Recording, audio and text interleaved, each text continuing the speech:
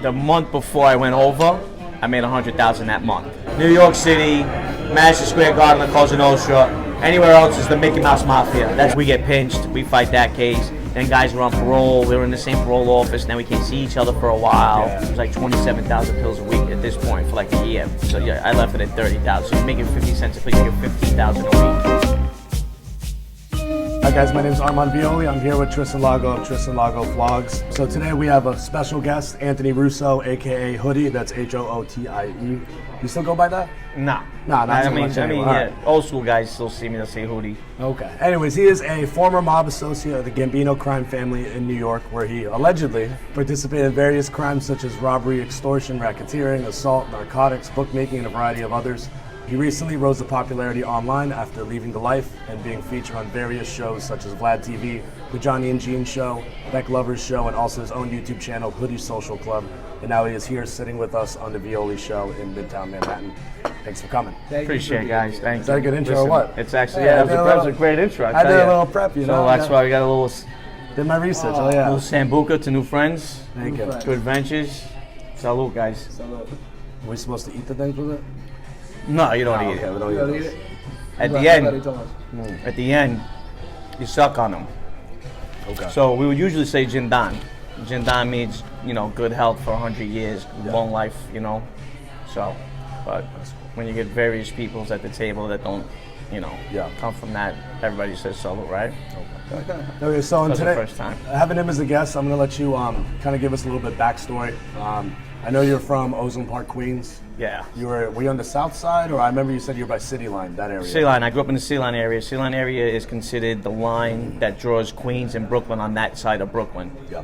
And this side of Queens, that's how we would put it. Like, before we moved into Queens further, I have half brothers that they really lived on a block called Drew Street, and the side of the block we lived on was Brooklyn, and the other side of the block was Queens. Yeah. So like they had friends from Queens, and they went to school in Brooklyn. So it's kind of weird how to explain it, because I don't think there's any other neighborhood that, even the Bronx or something like that, or, you know, Manhattan. People get, you know, confused. People think Harlem's a borough. Yeah. And Harlem's just part of Manhattan. There's no borderline. I mean, they say Harlem starts at 110th Street, Manhattan, but it's still Manhattan. It's still the borough of Manhattan. Yeah. So it's kind of like that to explain.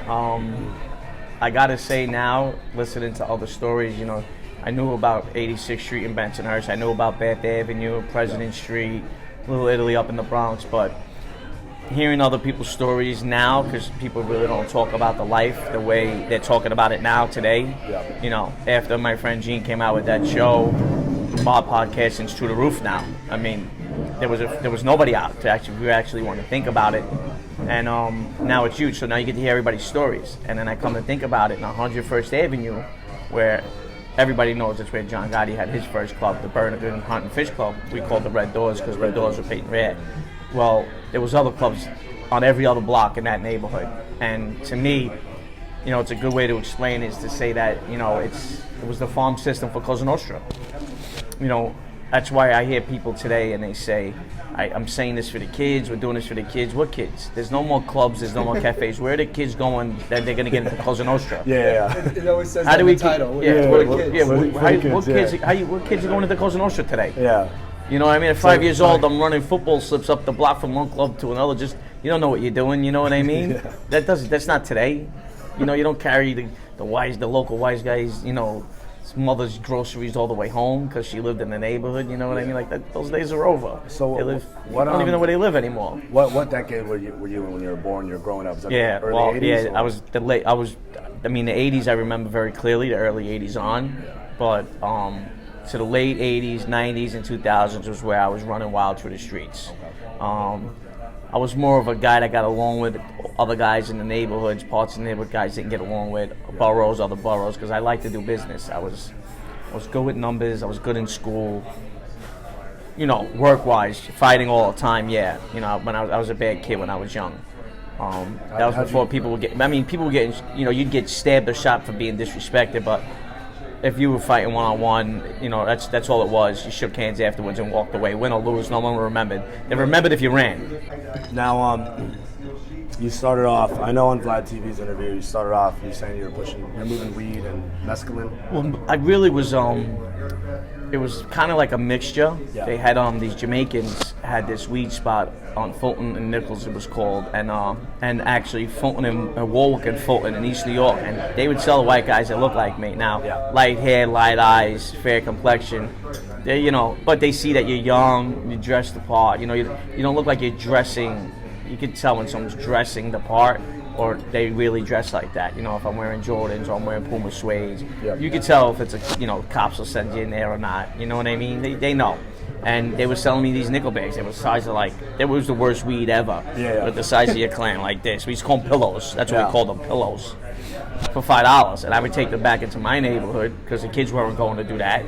I'm thinking, and I'm selling them for $10. Some guys I got for $20. Yeah, so, and then... What were you, like 13, 14? No, that was young. That was like 10, 11. Well, 13, 14, I was learning already how to cook crack. Yeah. I was after my parents. My mother died at 32 when I was 13.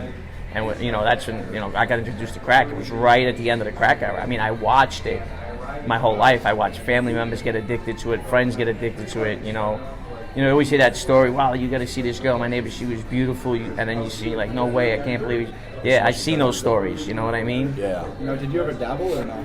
Never. I know a lot of people, there's a lot of rumors out there. The one thing I was always taught when I went into drugs, you got to be ready to get killed, or you got to be, and never mess around with your own shit, because you're going to fuck up everything. You go to jail, you get caught, you get jammed up. So I never played. I never played with the stuff, I never got high. Popular demand will differ, but no, it's not my thing. I don't even like to drink. But I never did. We're trying to get in to have a couple drinks with us. Have some drinks tonight. It's a sit down. So, plus I always seen dollar signs in it.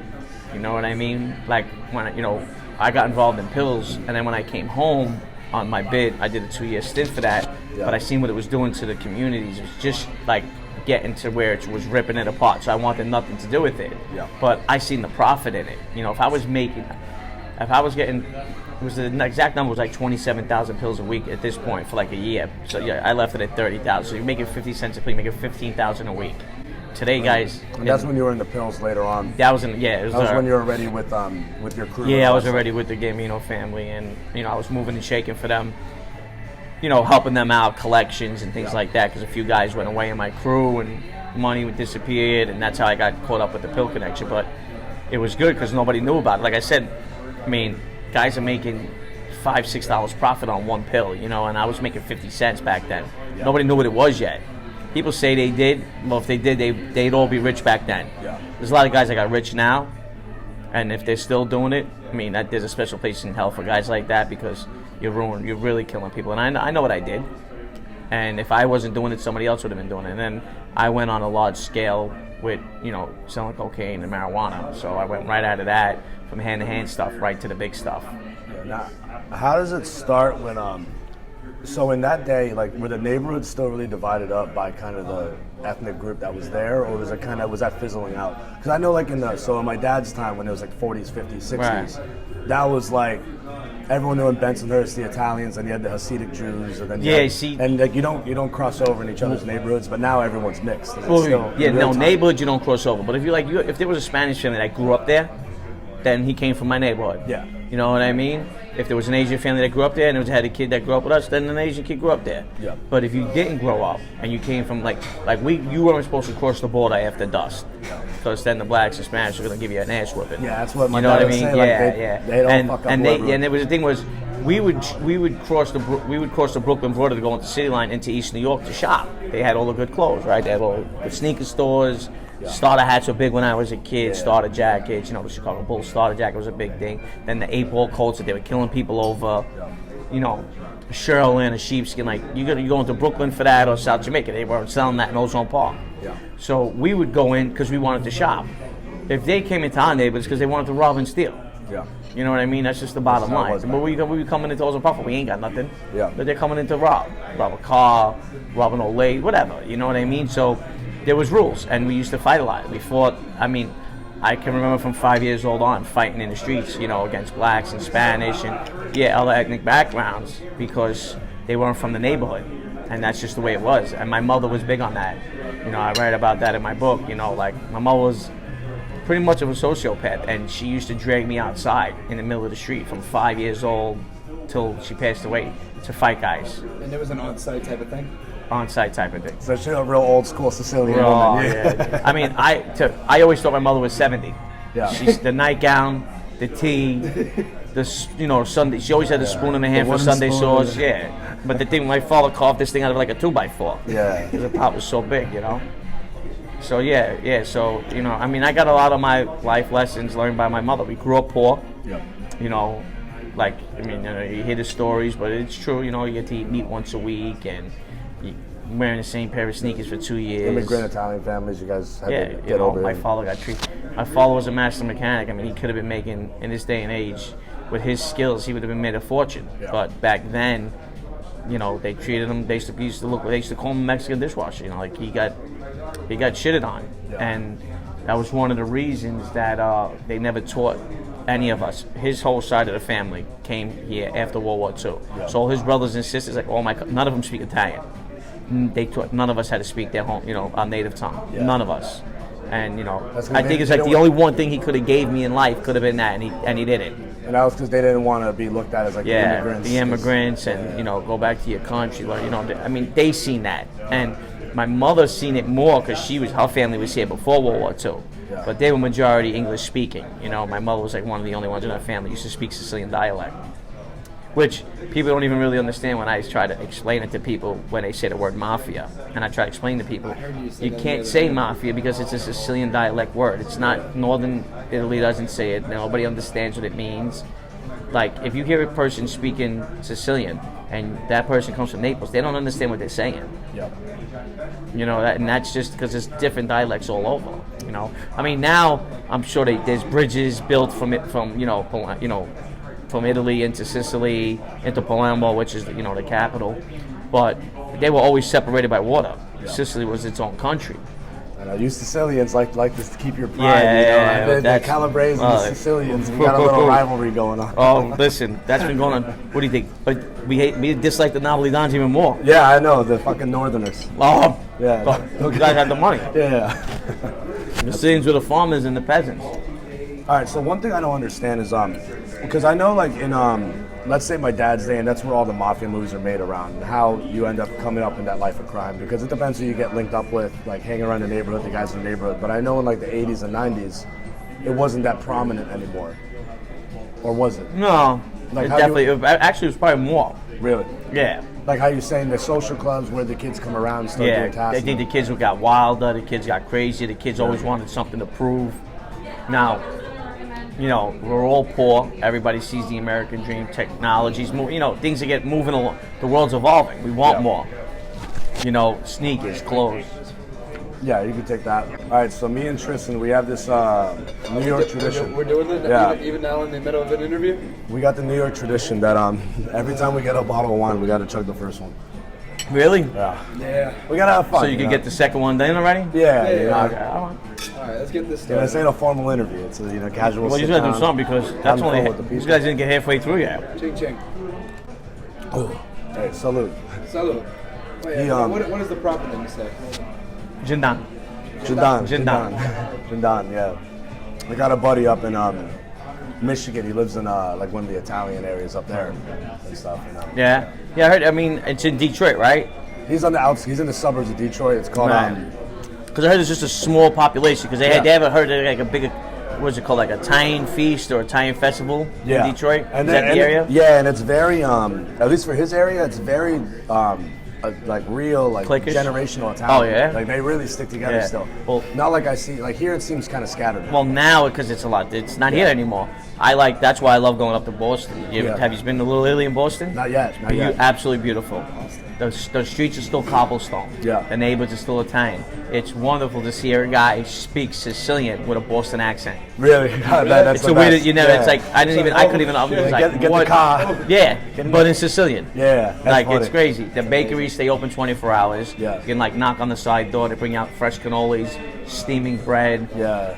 On the weekends in the summertime, every weekend they shut the streets and they have a feast for a saint.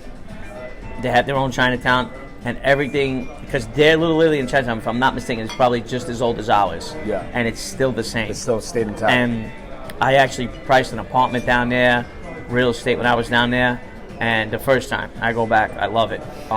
Through the roof. Like, yeah, it's like Manhattan prices. So you friends with like Anthony Arlotta and the other guy up there? Oh, he's acquaintance. I mean, Yeah. we know each other. I mean, he's from Central Mass, but yeah. Anthony's a good guy, stand-up guy, you know. Yeah, I like him. He's a really nice good guy. the way Yeah, he talks yeah. and everything. Yeah. No, Anthony's a good guy. All right, so I know you first got involved in so you were kind of doing your own thing on the street. Yeah. And then you first got involved with, first of all, when you were doing your own thing and you were younger, before you got involved in the Mafia stuff, because I know you were saying like the bookmaking and shit, when you were with them wasn't as much as you had your own thing. Going. How much money were you making from the drugs before you got in there? Like, because, you know, everyone says, oh, I was making a lot of money, but what does that mean? Like, what's like a dollar? Listen, if I pushed it, I could have made $100,000 a week. Yeah. But the month before I went over, I made $100,000 that month. Yeah. So I think it was October. I made $100,000 that month, and I tell you, then we get pinched. I go over. I work 3 weeks. I make $2,800, and we get pinched. Yeah. And that's God's honest truth. That was 02 to 03 because I copped out in 03. Yeah, so we get it. That's like November of 02, and we cop out in February of 03. I wind up copping out. How do you do with all that money? You don't. Yeah, I was gonna say. Like, I can tell you one thing. That That's why, like, I swear, we used to sit around because we knew guys that used to have big money and make street money, hood money, whatever they want to call it, you know. And then you know, you hear stories because I mean, we grew up in the Pablo Escobar era. Yeah. Pablo was still alive, like when they were chasing him. Like we witnessed them standing over. You know, we watched it on TV, them standing over Pablo's body. You know, but he had this problem with hiding money. One thing about Sicilians and Italians, we can hide it. As much money as I would, like people go like, send that here. We'll show you. We don't bury that money in the ground and it turns into mud. But it's like we didn't have nothing, but we couldn't make enough. It's weird to think about it now. You know what I mean? Because the whole thing was, I remember going to my father in 1988, and I was like, I want the Jordan 3s. I was big into sports. I didn't care too much for athletes, but Jordan and Derek Jeter, two athletes that stuck out. And I'm a big boxing fan as well, but Jordan and Jeter stuck out in my lifetime more than any other athlete, but Jordan more than anybody. And he had a kind of a big impact on the way I dressed and what I wore. So I wanted the Jordan 3s. He wins the dunk contest, he's wearing them. And back then, sneakers would stay on the shelves for months. Yeah. You know what I mean? Especially even in Queens, you know what I mean? Yeah, that Saturday Jordan bullshit, that was later on. There's a new drop and they're going in a matter of minutes. Yeah, I mean, you can't even get the drop now. You gotta go online and have these bots. I mean, I'm not. Someone told me about bots. I said, don't even explain it to me. Yeah. I can't work my own Instagram. I got a friend that's heavy into the shoe game. It's crazy. Yeah. No, but I got really. I mean, when I got pinched on the big case, they ripped apart 150 pairs of sneakers. I had 150 pairs of sneakers. I had the second go around of every Jordan. You know what I mean? I never had the original ones because I had broken my toe playing football, so the ones never fit my foot right. Yeah. So I had from like 2 on. You know, it was just weird. So that was like a big deal. I remember going to my father in 1988 and saying, hey, you know, and you don't ask a Sicilian parent for nothing. Nothing. Why? It's just like, because that's the whole thing. They're telling you stories how they started working in Sicily when they were 5, you know? And you're going, and it's like, it's hard enough to put, how am I going to ask for 108? I remember it was $99, and it would come out to like 108.25 with the tax back then. The tax was like $8.25 on $100. But then I remember my foot was smaller, so I was only hearing the guys in the corner talk about how much they were because they had bigger feet. So I didn't know, maybe they were 65 or 70 of my size at the time. In 88, I'm 11, 12 years old. And I go to my father, and I'm like, I want these sneakers. Yeah. And he's like, you can get them when you're able to buy them. And that was my end to find a way to buy those sneakers. I'm selling BB guns. I was going down into Chinatown. My mother's uncle had a barbershop, and they had a social club down there in Chinatown, in Little Italy. It's all Chinatown now, if you see it. And he on Hester, he had a barbershop. And then he had a club, maybe about a block and a half away. And I used to always go to the club on the weekends. And then, you know, my mother would leave, and her uncle, that's who I was with. So he would be like 110, 115 by now. Would let me go into Chinatown. Yeah. And, you know, $20. I mean, I never had money unless I seen these guys, you know. And I'd go into Chinatown, I'd buy Chinese stars, switchblade, anything I could get for that $20. Yeah. And then I'd bring it back to the neighborhood and sell it. Flip it. Right. But then I found out these kids 1 block from my house that I grew up with, started selling mescaline. And that's Now, coming out of the 70s into the late 80s, there was acid, of course. Now they got mescaline. Mescaline was a serious, trip drug. Yeah. And I would go with him to Harlem, 110th Street. We meet this guy called Mountain, and we get 100 hits for $100. Come back, and you remember the big pens with the ink inside them? Yeah, you used to. I cut that out yeah, and fill the big pen up with all the mescaline because they were round little pellets. Yeah. You could walk around in school with it in my ear. You could never take the pen, search me, throw it. You never find it. But they would never search me anyway. I don't know, for some reason I wasn't that type of kid they looked at. I never got searched. Or even my high school, we had metal detectors, and I just would walk around them, nothing, never. But yeah, so I would hold the mescaline for them, and they used to sell one for $3, two for $5. And I would bring all my friends around. You have those young kids, 13, 14, tripping on acid. I was even younger than them, but everybody I hung out was older than me. And then I started with that, and then a couple of the older guys I took a ride with into East New York to get weed. Yeah. And I seen the spot. They were like, as a joke, they were like, run in there and get us a few bags. See what happens. Didn't think I'd have the balls to do it. Get out in the neighborhood, might get robbed. Yeah. Got out of the car, walked right inside the place, bought the weekend, like their faces dropped. And then now I seen an opportunity. Yeah. Got $20, went there, got 4 nicks. Yeah.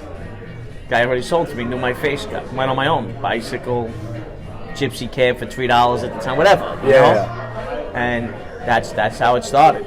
Now, when you got to the higher level, and like let's say you're peaking around probably 100,000 a week, and that was probably weeks where you had. No, that was a month. I said we probably could have made. You could have made if you pushed it. But we thought we were rock stars already. When you're on an operation like that, I mean, how are you structured? Are you like, because I remember you mentioned you were kind of working out when you were younger. You were working out like a pizza joint, and kind of everyone knew that's. Yeah, that was before the weed. Okay. Yeah, that was after my mother died, and I was 13. We moved to an area called Woodhaven when I was 14, and there was a Sicilian pizzeria there. So me and the guy had a connection. He was a Sicilian guy. And kind of acted like I worked there, but I didn't. Yeah. And I wind up, we would sell soft and hard, which means crack or cocaine. That wasn't when you were older. No. I was like a 16-year-old kid running a corner by myself, But that was in Ozone. That was in Queens on the Woodhaven side. One side of the. Now that's another thing. On Atlantic Avenue splits Woodhaven and Ozone Park. Yeah. So one side was Ozone Park, the other side was Woodhaven. We moved to kind of a nice of a neighborhood called Woodhaven, where you lived in houses now, not walk-ups with the mice and the roaches and everything else. Did you ever run into Johnny Alite out there? When he was out there. You didn't want to run into him. You didn't want. I mean, when I was young, he'd probably kick your ass and take you what you got. But then when I was old, he'd probably tie you up and rob you or kill you. Yeah. That's what he was known for in my neighborhood. No, he seems like to have the craziest stories. And other guys saying he's got crazy shit they know about him and stuff. Yeah, well, he was the guy in my neighborhood. I could just tell you that.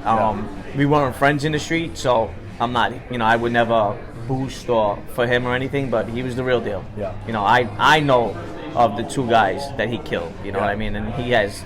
I know guys he shot. I know guys that got shot in the leg. Guys he stabbed. Guys he shot at. Guys, there's tons of stories with him in my neighborhood. What's crazy, there's a lot of people online saying a lot of this stuff's fake, but there's a lot of like smaller interviews that haven't blown up or anything, or just like really shitty, low quality interviews of guys saying, like, one of the guys was saying that Johnny Alite shot him. Yeah. And like a lot of people like confirming Johnny Alite stories, and like there's always assholes. Like guys that I know that were killers and tough guys, they were scared of him. Yeah. Like that were like my age group or a little bit older, and then John's a lot older than from our age group. So if those guys were scared of him and they were killers, then what makes listen, maybe because that's his voice. Yeah. And the way he dresses, people think that's an act. It's not. Yeah. It's definitely who he is. But yeah, how do you structure having that big of a drug operation? Like, do you have runners for it, working for you? There is no big drug operation. What happens is when you get a connect like that, you're just getting that 50, 100, 60, 100 pounds, whatever you're getting, and you're just giving it to one person. Really? And then they I just work an hour a week. There is no operation. Yeah. Because especially in the 90s, there was, drugs everywhere. Yeah. Kids bring them up to college, bring them out to Long Island, bring it upstate. For some reason, we were the hub. There was so many people that had a pipeline to Canada. It was like the sickest thing I ever seen. When I was growing up, I remember there was only like one person that had a pipeline to Canada. By the time I was able to get involved in the business, there was 20 kids that had a pipeline to Canada. Yeah. There was guys that were getting triple what I was getting. But I started out with regs. We called it regs, regular weed, regs. So we called it regs, and we would get it in from Arizona, wrapped in 30 to 50 pounds at a time, and it'd be compressed. But we would call it mids to sell it for more. Yeah. We paid $4,000 for every 10 pounds, but we would sell it for $1,200 to $1,500 a pound. Yeah, so right there, we were making $12,000 a week. Me and the guy that I was working with, and then we got into the high end stuff when we finally got a pipeline to Canada, because everybody was eventually getting one. I mean, there was guys that were getting 300. So if I was getting 60 to 100 a week, then there was guys getting 100 to 200 a week. Just imagine what they were making. You know what I mean? And some of these guys were regular guys; they weren't street guys. Yeah. You know, so. No, when did you get the idea to go to Mexico? I'm guessing that was before. Well, because I kind of thought, like, my shit didn't stink. Yeah, I'm so 19, I got a few dollars. Oh, you did that at 19? At 19, I did it, Jesus Christ. Went over, I wanted to get a connect. You know, when people hear my stories, for some reason they pick that one out to call fake. I'm like, if it was fake, when I have told you I got a connect, and I got a pipeline, and I met Pablo's third in command after he died, like, no, it didn't work out. You know, like I went down, I tried, it was an experience. Yeah. To give you guys an idea, and for you, so you know, it's in the Vlad interview. You jump in if you want. Yeah. He was traveling down to Mexico. Yeah. Because he wanted to go, I guess, around whoever you were dealing with. I wanted to find a cartel member that ran through Mexico, and thinking that I'd be able to move some heavy weight. Yeah. And I wound up running into this. I wound up almost going into Juarez, and somebody stops me. And it takes me to this little town. They point me to this little town, like a little farm town right outside Juarez. I didn't realize that cops didn't even go into Juarez. Yeah. You know what I mean? I did my homework on Mexico and everything, but with money you get anything. You know, I had friends at the time that would get I just went to Tulum. Well, listen. No, I went to Tulum, dude. Money gets you anything. Well, that's what I'm saying, because like I had friends that were going to Tijuana, and that were going to Cancun every year, and they got locked up. They give the guys $500, they let them out. Yeah. So you know, so you kind of figured a few dollars will get you out of any trouble, or a few dollars will get you into a little bit of trouble that you want. Yeah. So I wound up hooking up with this old guy, and he wound up explaining it to me and breaking it down for me. He wasn't going to look to give me anything, even if he had it, and he was right. You know, if you turn around and you lock yourself, they're not going to deal with me because they think that I'm organized crime, and I really wasn't at the time. Like, I worked for one of the bookmaking offices at the time. You sound like a New York guy. Right. I look it, and he kind of explained it to me. All right, so you guarantee this guy 100 kilos a week. Yeah. So you do 100 kilos a month. So they don't want to hear you got a bad month. They want their money for the 100 kilos that month. That they get that over the border to you, you got to be able to sell that 100 kilos. So now you start getting scared, because now you're like, all right, wait, can I, not scared of what's going to happen, but scared is maybe I'll get stuck with 50 this week. Yeah. Maybe I'll get stuck with 30. So all right, let me go back over the border. Maybe I'll find another connect, because I knew a Dominican guy who actually taught me how to cook, but he didn't want me in the game. So I went to another Dominican guy and I said, all right, so I'll pay a little bit more, and I can buy what I want when I want. If I have money for 20, I got money for 20. If I have money for 10, I went out meeting a guy, and if I took 10, he gave me 10 on consignment, so I'd have 20.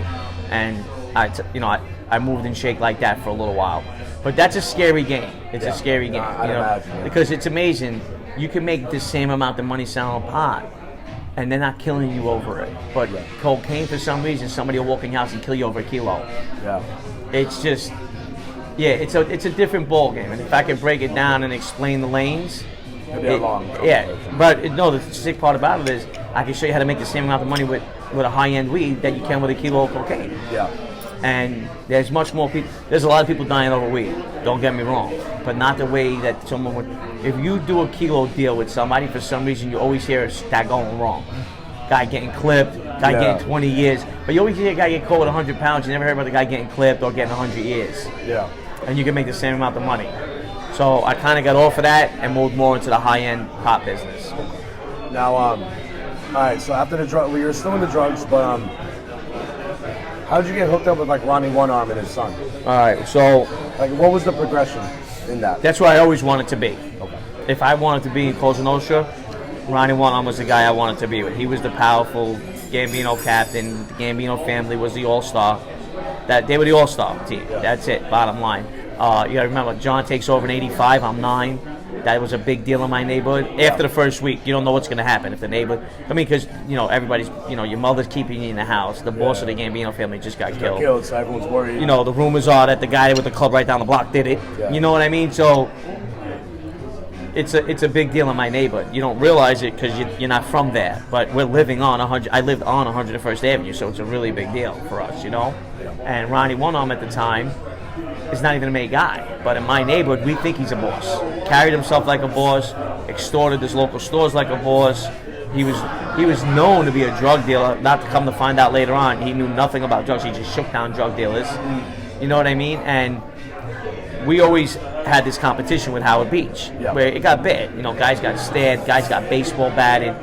Before my generation, the generation after me, right after me a little bit, or the 2 generations before me, it was really bad, and it was getting bad for a while. And we wind up about 17, 18 years old. About 17, 18 years old, we go down. Someone gets hurt. We hurt one of their guys really bad. Yeah.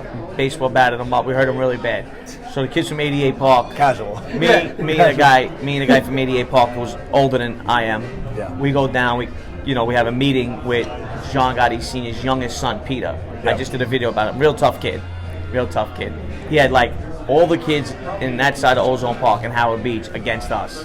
88 Park. 88 Park, we fought against everybody, How old were you at this time? About 17, 18. Oh, so you were still, this is right when you were still This doing is all the how, drug this is how I get it. Yeah, because I'm working with him we have a club at 88 Park where we're taking action out of the back for Nicky Carrazzo. Nicky Carrazzo is, everybody always considered him the unofficial boss of the Gambino family. That's how powerful he was. Right. And we were working in his office, but we were still Ozone Park guys. But we were able to get this meeting with Peter because he wanted it as well. And we go in, we sit down, and we squash the beef between Ozone Park and Howard Beach. Now, Howard Beach is in walking distance from where I live, and I never been there before. Because you just wasn't my area. You're going to just get your ass whipped going through there. And they had the pretty girls, the nice cars, the big houses. Yeah. Come to find out, all the wise guys that hung out on 101st Avenue, that's where they lived. So we were the kids that hung around the clubs and the pizzerias and the businesses that the wise guys owned, and the guys that we were fighting against were the nephews, the cousins, and the sons of these wise guys. Yeah. So that's why, a lot of things came in our favors and a lot of things didn't go in our favor. Because we were the kids from the neighborhood and they were the relatives. So we finally squashed that beef. Yeah. And about 18, I finally meet Ronnie's son, which I never knew he had. And that's Al Trucchio? Yeah, he's my age, Alphonse. And now they know that I'm from 101st Avenue. I'm driving a brand new car at the time, making money. These guys, they're not even making money yet. They're still driving their mom's cars and shit. Got no cell phones or anything. I think they're still using beepers at this point. I've already got chip. This time we're using chip cell phones at this point. You buy them every month for $100. And we wind up meeting, and he tells me about this bookmaking operation that he's looking to open. And he kind of pulls me away from, we call Peter Little Peter. Kind of pulls me away from Little Peter. I was hanging out after we squashed the beef, I'm a big social club guy. So I was there 4 or 5 times a week playing cards at his club. Yeah. So I was playing cards with all these kids from Howard Beach and guys from Ozone Park, meeting these, all these new kids and everything. And they kind of took a liking to me, and I was trying to get in with his father. Yeah. So that was it. He invites me over to they rent this beautiful apartment in Howard Beach to take action out of, sports action, at 18 years old, and play cards, watch games. It was great. I was 18 years old. This is where I want to. This is how I want to be living. Yeah. I don't want to be out in the street corners in the hood. I want to be living with these kids and making money with them and around Cosa Nostra the right way. So at this time, Al's still a young guy with you. Yeah, same age. Was Ronnie just running the crew, or was he the capo? He had nothing to do with our crew. Okay. He was actually, when I got with Al, he was just a made guy. Yeah. I did that. Which skipper or capo was he reporting to at that time? Skinny Dom. Okay. I just did, I don't know if you've watched that one about 4 days ago. I did an episode on that. His captain was Skinny Dom. Okay. Skinny Dom was a protege of Fat Andy and Tony Lee. Yeah. He was, they were his mentors. And Ronnie was little Nicky Carrazzo's mentor, which he's not little, they just say that. And that's how it went. Yeah. But Ronnie always got treated as he was a boss. You know what I mean? Like Sonny, I always explain it the best. Bronx Tale explains it the best. When a guy got made back then, it was like Sonny. And he was the boss, he was the guy. Yeah. Where a guy gets straightened out today and you won't even know it. You know what I mean? Standing at the bus stop waiting to go to work. You know, which I'm not knocking that part of it, but these guys think getting up and going to work will kind of camouflage them being wise guys. They got locked up eventually anyway. Yeah. So you know what I mean? It's the same when I tell the story. The Chin's walking around in a robe, and they say John Gotti Sr. walks around being flashy. Either way, they got the Chin, right? Yeah. So at the end of the day, does it matter how they got people? They get you. Yeah. You know what I mean? So are you getting them going to work every day? You're just wasting all them good night partying out with us. Yeah. You know what I mean? Because they're coming no matter what for you. If you get up and go to work, you're not camouflaging that you're a gangster. Or you're a street guy. Or you're earning money. Whatever it is, you know? And from there on in, like, even though we didn't earn money together, we all earned. So our crew was we were just getting so more powerful. Yeah. You know what I mean? Where it just winded up that we all winded up being around his father. And like Al gets straightened out, 2 other guys in the crew get straightened out. Al becomes a captain. Yeah. Ronnie winds up going away for life. And it was just a powerful crew we had. Was the majority of all the work you did, do you think more of like the time when you were younger and you were kind of running your own drug thing, or when you were kind of with the La Costa What do you mean? Nostra? Work. What do you mean? Well, so Vlad's interview, it kind of mainly I would say most of the interview was your younger days. Right. Was there like a lot he was missing from your 1 year with Al and Ronnie One Arm and all of them? Nah, I mean, it was all like bullshit cases. I got caught up the first 3 weeks that I went back to their operations to actually work for them. You know, we were going to go over there because a friend of mine was going to get straightened out, and then hopefully down the road, maybe something for me, if anything. So we get pinched, we fight that case. Then guys are on parole. We were in the same parole office. Then we can't see each other for a while. Yeah. Then those guys go away on another case, and they wind up I was only getting called in, you know, to shake down the drug dealers or so. Kind of like after that first pinch where we all went away and had parole and all of that. Yeah. Kind of like everybody started scattering in their own ways. What year was that? About 2003. Okay. Yeah, but then remember the guys did like a 1 to 3, guys did 6-5s, guys were doing all different bids. But again, we all came home on the same parole. Yeah. So we couldn't see each other. If it was 3 years, if it was 2 years, whatever it was. Yeah. And then while I'm out on mine, I get pinched for the pharmaceutical. Yeah. And that's when you what's up? Crazy shit, isn't it? Well, that's one of my favorite parts in the Vlad interview when you were talking about you're in there and then you're that's what I told you when we were watching. Oh, that's later on. Okay. Yeah, that's when they got the big takedown or whatever. When all like 100 of you guys. Oh, the 127. Yeah. All right, so you guys did the booking operation. So I'm very curious about the money that comes in. So with the commercial real estate stuff I do, it's a lot of financial analysis. Gotcha.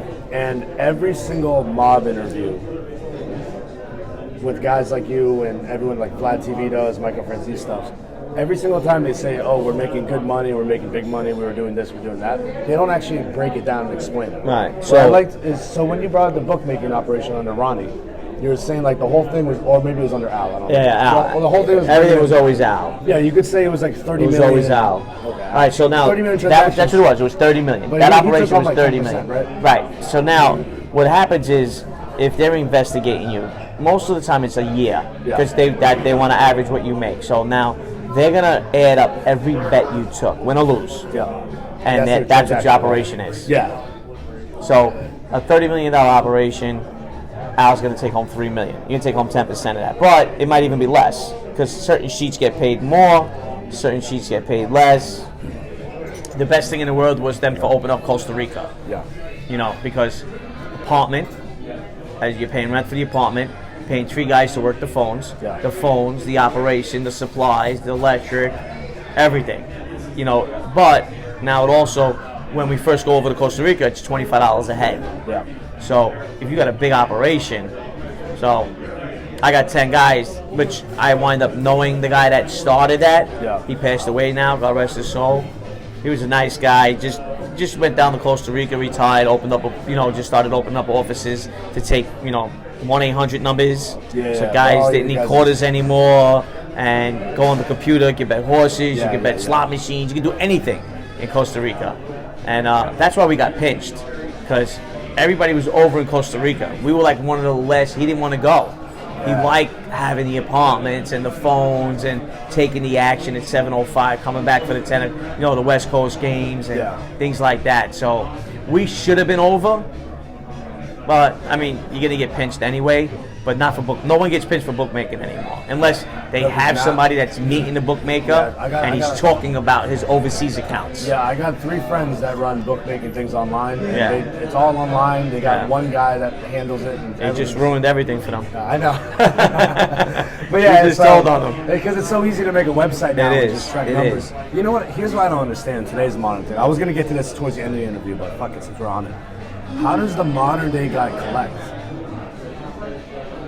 So the one guy I gamble with and stuff.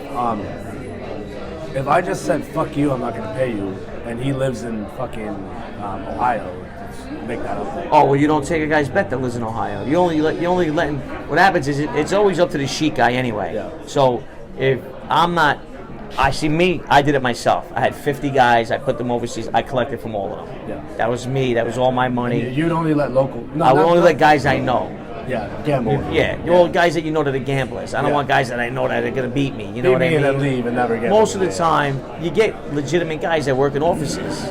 Yeah. Right? I mean, go to a bar on a Monday night. Brokers, bankers, everybody's watching football. Everybody, those guys aren't street guys.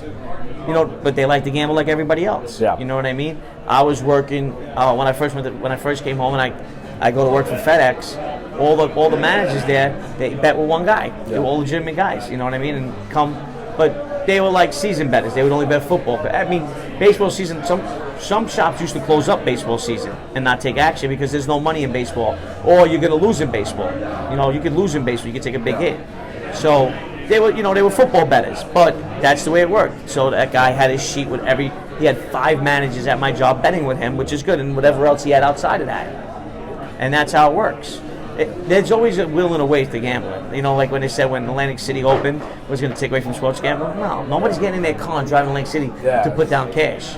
They want to have that $20,000 credit. Yeah. Nobody has $20,000 to go walk in Atlantic City and pay for their bets cash. Yeah. No, it's good like that. Thank you. It's fucking good. It's a red wine saucer. Try it out. Fuck it. I'll try it. It's good. So, It does make a big difference with the sauce. yeah, no, it's good. Yeah, no Merlot for me. So the one guy that I bet with a lot, what he does is he's got guys at a bunch of fraternities at major universities. Right. Then he'll have their entire fraternity because they don't like to bet money. Right. They bet with him.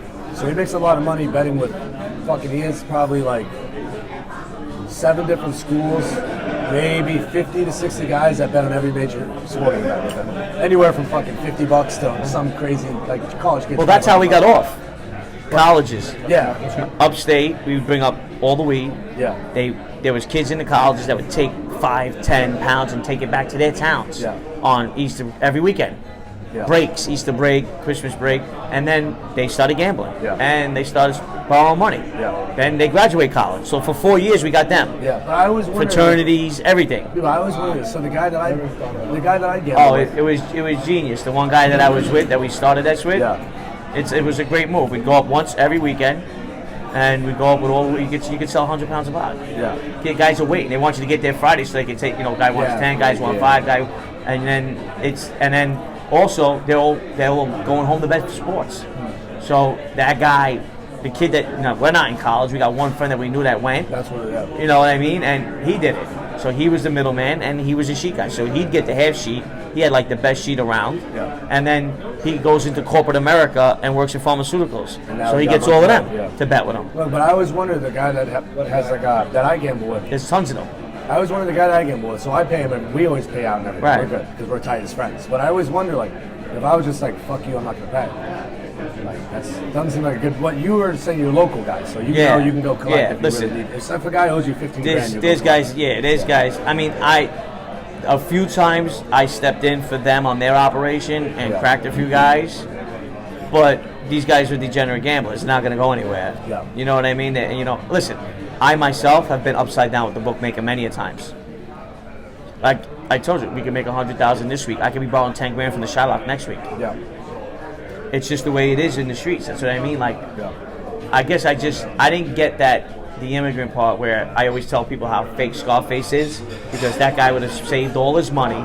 If he had to do 3 years, he would have went and did 3 years in a club fed. Yeah. Like how terribly that. Yeah, it was a great cinema, but how an immigrant acts would never been that way. Yeah. You know what I mean? That came from nothing. That's been in the prisons system. Would have never acted that way. You know, the way his partner was acting would have been it. Yeah. These places they're clubs now. Go to federal prison for 3 years. So what? You know? And I just didn't have that mentality of a lot of people that I know that came from immigrant families to save and save and save. I want to be flashy. I want the cars. I want the women. I want the vacations. I want the watch. I want the clothes. I wanted what I was seeing out in the streets. And that necessarily, did it hurt me? Probably. Yeah. But maybe they would have took everything from me if I had a lot of it saved. Yeah. You know? Scoot in. You got a little more on the camera, bro. There's not much further. I'll tell you what. Scoot in a little bit. These guys really didn't chug that first bottle. No, I'll get the glass, but we can chug the bottle. Is the bottle? Oh, it's already done. But you guys took so long for your first bottle. Oh, we gotta get another one then. Yeah, no, I think you said you slugged the first one so you No, can order the we second chugged one. the first glass. Oh, glad. I think meant the first bottle. Cheers, buddy.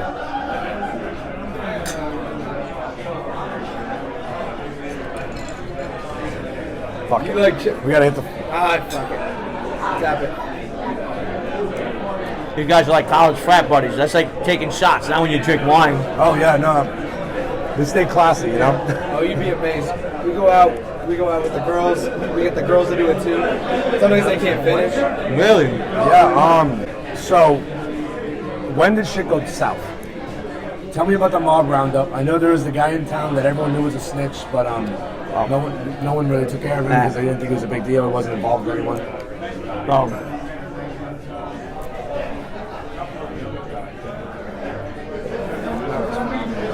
This is really. You want to buy it? Oh, let's do it. It's fucking good. I love it, right? You didn't like yours? No, this is great too. You can have one, but we are boys, bro. We just fucking. Oh, one more. What? I'll take a bite. Come on. Manja, motherfucker. Manja. Oh yeah. I don't need to taste it. I want it. We know what it tastes like. Oh, he poured me a fatty. Look at that. That's a good Yeah, see, man. he knows. It's poured up. But I saw the way that you first. There you go. Thank you, brother. Cheers. So So this is what happens. yeah. I don't know if I got to explain the whole thing. You guys are killing me with the ice. The condensation. Yeah. So they're serving 1 to 3s for the bookmaking operation we get pinched in Yeah. in 03. And one of my boys is running their bookmaking operation for them in their Shylock business I'm helping with, but not the bookmaking side. I was out of that right away because at this point I'm gambling heavy. I'm upside down with everybody. I'm having sit-downs all over the place. I'm being called. Listen, there were so many sit-downs, they were just sending me on my own. You should see me this last weekend, bro. Yeah. McGregor did me dirty. But it was crazy because I thought I was actually addicted to gambling. Yeah. They told me like it's an addiction. I'm not addicted to anything but sneakers. Because as soon as I ran out of money, yeah, because sneakers I will pay all my bills, maybe argue with the light guy a little bit to get, you know, can you carry over me a month? Yeezys just dropped this week, you know. I won the raffle. Like I never even thought like that before. Yeah. But there's so many ways you start to think once you get out of that, that criminal element. So once I didn't have the money to gamble, I didn't anymore. The problem was I really didn't have the money I was gambling. I was gambling so much, but I knew I could go out and make it. I know if I'm in New York, I'm gonna go out in the streets. I can flip this, I can flip that. It's 20,000. What does that sound like? You know? You spend a lot of money. I'll just make more. Oh yeah. It sounds like him. No, I'm just saying, like in New York, if you're a criminal, you're a criminal. Yeah. You're gonna make. You can hustle. You can hustle. Yeah, you know. if I have to take something to flip something, to go grab something. Listen, at one time I was gambling so much in Atlantic City before the truck, ripped all his casinos down, sold them, whatever. We used to have a big line of credit in there. I'd go take $25,000 from 2 of his casinos and come back and pay the bookmaker. And you get like in Atlantic City, we give you 30 days, no interest. They didn't even care. Just come back. And then if you would come down and gamble, they give you even more time because you were gambling the money. They didn't want they'd rather you gamble it than give it back to them because you still owe it to them. There's all different types of ways you learn in the streets to make money. The one thing that we never knew about was credit or credit cards. So that's where all I do is all bank. So my whole industry revolves around bank statements, bank loans, commercial loans and stuff. So I'm always curious how you guys are able to make so much money, but obviously you could never get legitimate because none of the money was clean. You could have. You could have. You could have. We just didn't look at it. There was parts of the organization that focused on that. We didn't. We were straight street guys. Everything was in the streets. The money, the thing. We could have opened up legitimate business. They actually opened up like 3 businesses and put a lot of money into them, and they all failed. We ran bars. We bought bars. We bought candy stores. We bought grocery stores. We bought routes. They just all wind up failing because what are we doing at the end of the day? We're all hanging out. Yeah, you're not operating. Nobody's getting up at 6 a.m. You know, with a business, if you're not there, what happens? Oh, someone robs you in the business. But then we want to open up businesses that, in theory, 8 out of 10 fail. Right? How many restaurants fail? So we want to open up a restaurant. How many bars fail? We go and open up a bar. You know what I mean? So it's just stay in the streets. You know what I mean? And that's it. Just but when I came home, I think my credit score was like 550. But I didn't do it to that.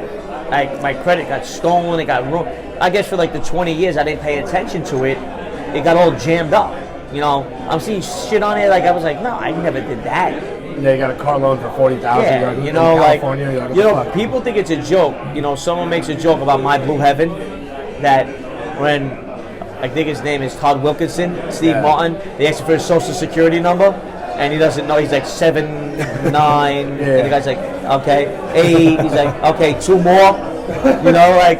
Listen, sometimes it's not literally like that. They're really exaggerating it, but they kind of got somebody consulting on films like that to kind of be like, why these guys, they don't even know about their credit score. You know what I mean?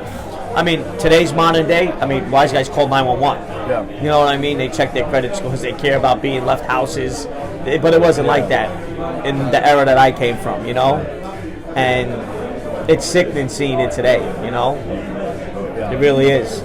Listening to this guy Frankie's story the other day. His father's a known wise guy, and he's got his father on recordings talking to the cops, and he's telling the cops how bad his kid is. This is a wise guy. I want to bring up the cellmate. That shit killed me. You get the mob roundup, the big. Right, 127, 4 states, including Italy, 7 crime families, all that bullshit. And you were tied into that. Even though you were out, you were tied into that. Yeah, I was out for 6 years. Because of the RICO. Because of the RICO. And I was the only guy out of my 30-something. I never even checked the other 127, the other 100 and whatever. But out of the 27 to 30 guys that I'm with, I'm the only guy that went for career criminal. And I'm thinking I don't even belong on the case. And guys were looking at you in the room like, what are you doing here? No, it's like no bullshit. I couldn't. And then when guys are talking about going to bed and being around, I tell guys, when I'm told the day before or 2 days before, I forget how long it was, that I have to sit for a court date and I have to fight this career criminal, and if we lose, you're doing 20 years before we even start your case. You never even hear some shit like this. Now, I know about Hobbs Act. I know about brandishing a weapon while during a drug deal. You get extra 5 years for that. You get 30 years for. And I'm like, I'm not involved in anything like that. But they truly thought out of this whole crew that I was the career criminal. So, and I told them, I said, if I wanted to go bad and be a rat, however you want to call me, which I know what I am today. I consider myself no good. I consider myself a rat because I talk about it. But I went in and I jumped off a global plea. That's all I did. And does the guys inside that get hurt? They do. But I didn't add time to them. The government did. Nothing I did hurt them. Nothing me. Me, myself, didn't say anything to hurt them. You know what I'm saying? But I'm over here looking at this 20-year mandatory minimum in the box, and I'm just like, it was so surreal that these guys were going to give me 20 years, and I just walked in this fucking place a week ago. At the time, you were only doing the Bookmaking, small, making a paycheck every week. That's all I was doing. Just getting it off the ground. I'm not making it. Yeah, $5,000 a week. Yeah. But I had bills. I had, I was paying a mortgage. I had to get a new place. I lost one place. I had to get my life back because it got all mangled in the 2 years I was gone. Then the work release. Then I'm on a strict parole. Dude, he just hit the guy. He did. Yeah. He popped that. I seen that. Fucking amateur. What the fuck? Because the guy's an imbecile. Yeah, fucking idiot. He's been leaning over all night. Yeah. I feel like when the part in Goodfellas with Ty, well, fucking night. we I grabbed get by the pinched. fucking top. Spider. No, the other one when he says, Yeah. 5,000, I'll christen your kid. Yeah. The bill. He had the bill over his Yeah. head. That's funny. So, yeah, it was insane because I didn't understand any of it. Like why it was happening the way it was. And how, why the feds did it that way. And I guess it works. How did it end up finishing off with it? So you ended up doing a couple years or something? What happened? A 5-year sentence, you ended up doing like 2 or 3? 4. 4. Oh, shit, guys. You get, there's one program in the feds, it's a drug program. They take off between 8 months or 10 months in a year. Yeah. And that's it. Then you get good time. Good time is nothing. Yeah. But I was so sick of everything. How people were acting, guys that I thought we were like brothers, guys, just how they were treating. The whole thing was just like, it was really a bad time in my life, but I was just so fed up with everything. Yeah. What killed me was in the Vlad interview when you were talking about. One of the current capos was like, my social security checks. Someone just got back to me on that. Said he's mad at me for that. Really? Like, it never happened. He's telling everybody it never happened. I'm like, if I'm gonna come up with any story, why is it gonna be a social security check? No, that's just so funny. You're like, dude, this guy was a captain. No, we were I was dying. actually on the panel of like when they were controlling the family. Yeah. Unbelievable. And you're like, dude, Whining. no, my best is the line you said you get. I'll take 2 more weeks. I told the guy. He was like an ex-football player, and he used to do 20-minute checks.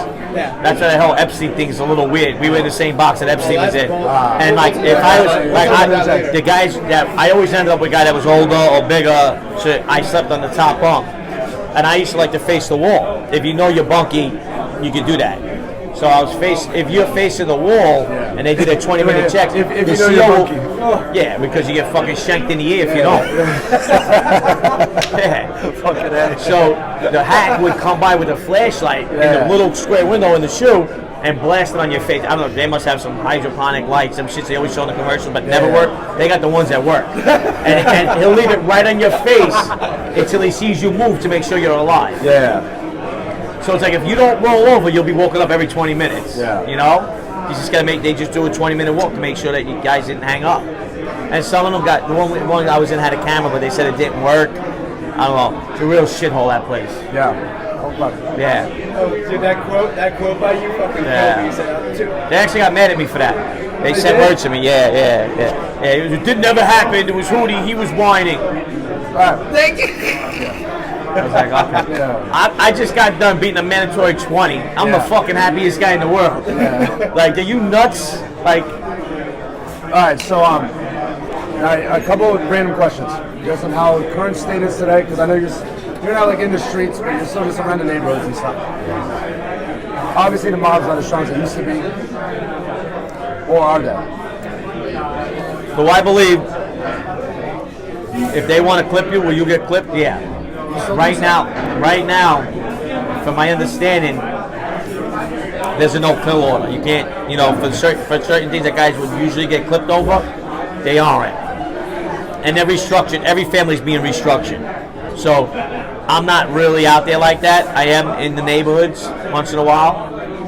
Well, more than once in a while, a couple times a week. So you really got to be out and find out how it's restructured.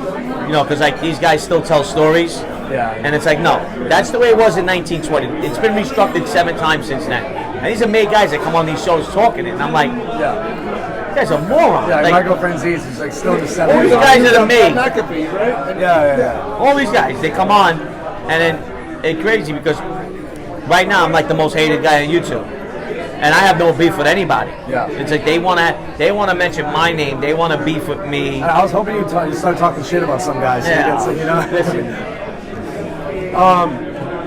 I can tell you this: most of the guys that do podcasts today, if they're straightened out, they're bullshitting you. Yeah. No, not that they're straightened out. That's true, but they don't know what the fuck is going on. Yeah. They don't. Clueless. I watched guys just recently talk about the rules of something, and I was like, yeah. When I was 5, 30 years, yeah. yeah, you know, and if anybody was straightened out after 2010, don't even listen to them. Yeah. Because one, you should turn it down. Yeah. Anything after 2010, you should be like, keep it. You don't even need it. Because if you get made, you're instantly RICO charged. Yeah, and at this day and age, you can walk in and ring a boss's bell and talk to him. Yeah. It ain't the same. So, but don't worry, they're restructuring.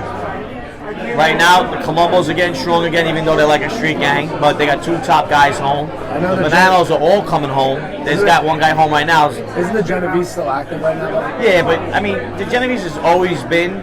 I mean, every time they get pinched, it's like 100 guys that get pinched. Yeah. And then the guys that they tell you that gets pinched, this guy makes $450,000 at his job. They don't even tell you that whatever they did wrong. Yeah. It's always that he's got a job and he shouldn't have it. We're going to take it away from. We're locking him up because he's working in a union he's not supposed to be working in. That's all you hear about them. Yeah. They're always money. I mean, I did that the other day in the newspaper. I still read the newspaper.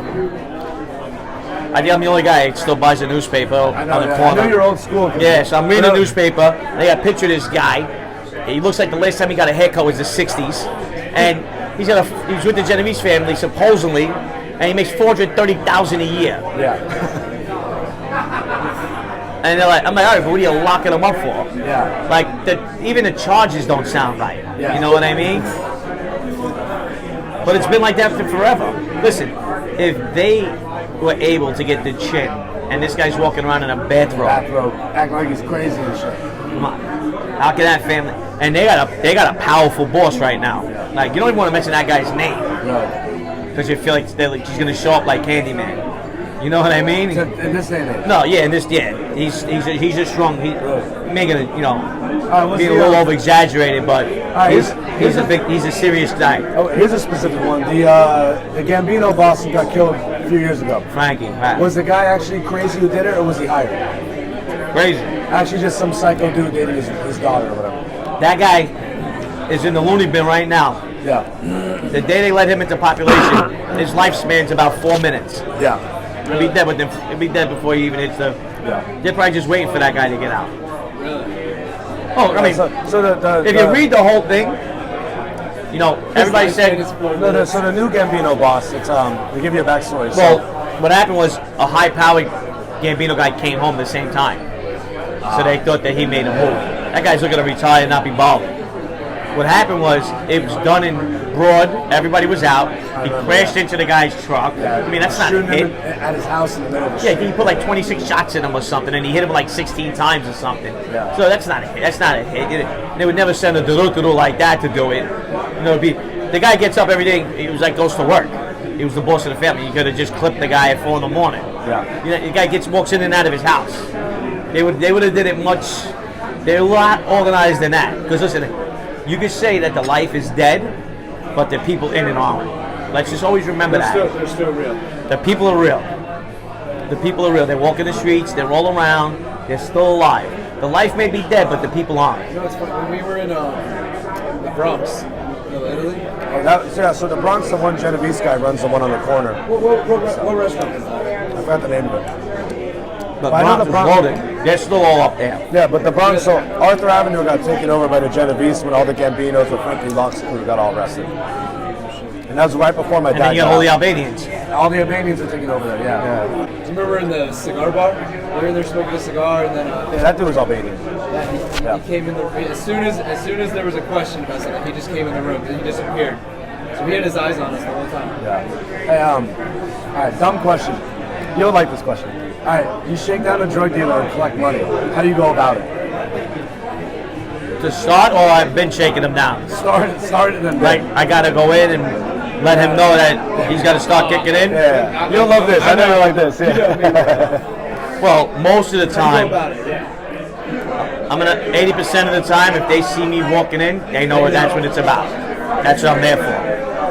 Because I got my own business. Yeah. I don't need nobody else's. I don't want nobody else's. But they know I'm there to speak for somebody. And I always try to make it to where I'll get you a connect that's better. That's how I always used to do things with certain guys. But in today's day and age, I'm going to walk in the place. I'm going to find out where the guy is. I'm going to buy the guy a drink. Usually it's a bar. Yeah. I'm going to buy the guy a drink. I'm going to tell him who I am. And I'm going to explain the situation to him. I'm going to say, you know, and with drug dealing, it's, in this day and age, it's no longer kill or be killed. Yeah. But years ago it was. And you can tell the guy, listen, you could probably take me out right now with 5 of your guys. But if you know who I am and you know who I'm with, we're a lot more organized. And we're a lot more powerful behind the scenes. So you may be walking your kid to school one day. You'll get kidnapped. Your kid might get kidnapped. Yeah. You'll get clipped. Your brother might get clipped. Yeah. Is it worth it? Move your operation somewhere else if you can't afford to pay the. Yeah. You know, like it's certain ways that it matters the situation. You know, you got to know what you're walking into, and you got to know who you're talking to. Yeah. You know, most of the time, if a guy opens an operation, back in the day, he's gonna go see the local guy. Because if you first thing you're gonna do is, to be honest with you, if you open up a drug den with no permission and you're selling drugs out of it after hours, back in the 90s, they're gonna blow that place up, and then they're gonna shake you down. Yeah. Just because you opened the place up without permission. Now, is it still like they enforce their neighborhoods like that? Let's say there's another gang or anything that wants to operate. Now, they don't shake down anybody. Now it's whoever's connected to them is connected to them. Whoever isn't. If you come up new and you sell drugs, it doesn't mean anything. Yeah.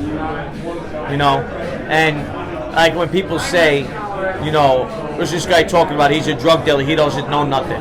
Okay, Joe Messina makes Vinny Gorgeous acting boss in 2004. Yeah. He was a heroin dealer. That's what he was known for. He was making, you know, on record of making $10 million a year selling heroin. Most of the guys that are running that are upper echelons right now in these families were all ex-heroin dealers. Yeah. So what happened was, Carlo Gambino was like one of the last, like capo de tutti capo, the boss of all bosses. Yeah. See, that's what John was going for. See, John was backing the Vicarina fraction because Joey Scopa was his good friend. Yeah. So what happens is if the Vic Arena side wins that war with the Colombos, he clips Vic, and Joey Scopo becomes boss, and now he gets Joey Scopo's vote and Joe Messina's vote, because Joe Messina is looking to change the Bonanno family to the Messino family. So there's a whole bunch of politics involved in that, but that just shows you where like the power structure comes in. Like, you get what I'm saying? It's organized. There's like clearly a political right. So aspect. Don Carlo was hands down the Don. Yeah. Now, even when people talk about him today that don't know, you say Don, it just goes Don Carlo. It just goes together. He made the rule 1969, 1967. Yeah. No one, they say 69, deal and die. That's no bullshit. But then when the families were restructured after he died in '76, the whole family was restructured. Then it was restructured again. Then it was restructured again. But I think after he died, I don't know when the exact time it came in, but if you got caught, not that you were a drug dealer, if you had to get caught selling drugs, you would get shelved for 5 years. Meaning if you weren't made yet, you couldn't get considered being made for 5 years. Yeah. It was no more deal and die. Shelved, yeah. Well, when you're a made guy and you do something wrong, they put you on a shelf. Yeah. So now, if you're a made guy, because a lot of made guys got caught selling drugs and they didn't get shelved. Oh, a ton, yeah. They should have been shelved. They should, So that's why when you hear these guys and they tell these stories, and I'm like, why? Like, and then I can't tell people on YouTube who to support and who not to support. But just listen to the stories. It doesn't make sense. What are they talking about? The boss is a drug dealer. The boss got convicted of selling drugs. Let's drop some names. Fuck it. Let's start some drama. Well, every made guy on the internet's a bum. Washed up, a mockery. their guys don't even know what's going on in their life. Names and names they're connected to gets them support. Any story that these guys are telling, they're in a book somewhere. When you listen to guys like me and Gene's podcast, you know, all these new, we're telling you stories that ain't been written in books yet. Yeah, and you're these still guys, in the streets. yeah, and we still talk to guys every day. Yeah. When you open up you could open up Sammy's book and read it, and that's every story he's told. So, if you didn't read Underboss, okay, so now what? Where do you go next? And then, if you're interviewing people, listen, Mike Franzese got to step up on everybody because he's interviewing actors. You know what I mean? It's not a mob podcast when you got Ed O'Neill on. You know what I mean? And he has the You can't have the father from Married with Children on and can call it a mob podcast. Yeah. Hey, so was You know? Right, that's his name, Ed O'Neill, right? That's his name? yeah, I don't know. Yeah, Right. That's who he interviewed. But whatever. So then the rest of these guys, we're all interviewing the same guys. It matters who's going to get the better story out of them. I feel like I get the best story out of people because I know how to peel them apart from the streets. When I hear them ask questions by other people, they don't get nothing. I like when you and Larry Mazas talk on your show. That's what I'm saying. That's a real guy. That's a made guy, a street guy, a guy that's been in it. You know what I mean? So I can peel him back. I know how to talk to him, and then I know how to talk to him in the manner of respect where he's going to feel comfortable enough to talk about what he did. So we could get the story out there. And I'm not trying to say that listen, I would love to help kids, but I'm not a mentor. Yeah. I want to help the people that are in the streets now get out. I want them to listen to my story and say, wow, this guy was living it, this guy had it, and he got nothing now. And you're sitting back with your little bit going, holy shit, I should get the fuck out of this. This kid had it all, and he's got nothing now. I remember you said, like, if you did the math, if you could explain to someone With all the years you miss out and yeah, stuff. Yeah. the years you miss out, like the time you spent away, and the money and It's everything. less than minimum wage. Yeah. Must make more money going to work at Burger King. Fucking hell. Right? Because I'm thinking about it now. I got 38 plus years, right? I got my first union job, I was 17. I wasn't able to get my union book until I was 18, but I'm thinking about that now. I would have a pension, a 401k, I'd be maxed out at this age. You know? Yeah. So, and that's a great job. I'm talking about you could go and work for Burger King and you would have made more money, just as much money as I made when you do the numbers. Because You're in the street gambling. no, it's not even that. The time we've lost in jails. Now count all those hours. Count the hours of lawyer bills. Count the hours of bookmaking. How much have you lost on lawyers? Listen. I couldn't even pay for my last one. You're just so buried. When I got pitched on that case for 127 guys, I wasn't in a proper position. I thought everybody else was getting locked up with me. I wouldn't say boo to that guy. When they handed me the tapes of 400 hours, and they write on paper which tapes you're on, what part of the tapes you're on, and I went and listened to him, and it was a totally different person. I'm like, I know I can't be on any. There's 400 hours of tapes, and I'm not on one of them. But people they got videos of me, text messages from me talking about people. There's 400 hours of tapes, and I'm not on any of them. But you got text messages of now, meaning now. You know, like you just make no fucking sense. That's not a bad idea to put the porterhouse in here. Honestly, the food was good. The food was good. I was gonna say at the end of the interview with that we watched, you were talking about you're coming out with a book. Pretty wild what happened. We got an author. Well, everyone with books take forever. Well, no, it's not even that. Mine could have been done out. I had a few people that wanted to write for me. But I picked this one writer who writes with facts. Yeah. He doesn't do all that. No bias. Like, when you see some of these writers, they're like, we know this mob, and we know the Jersey mob, we know the Detroit mob.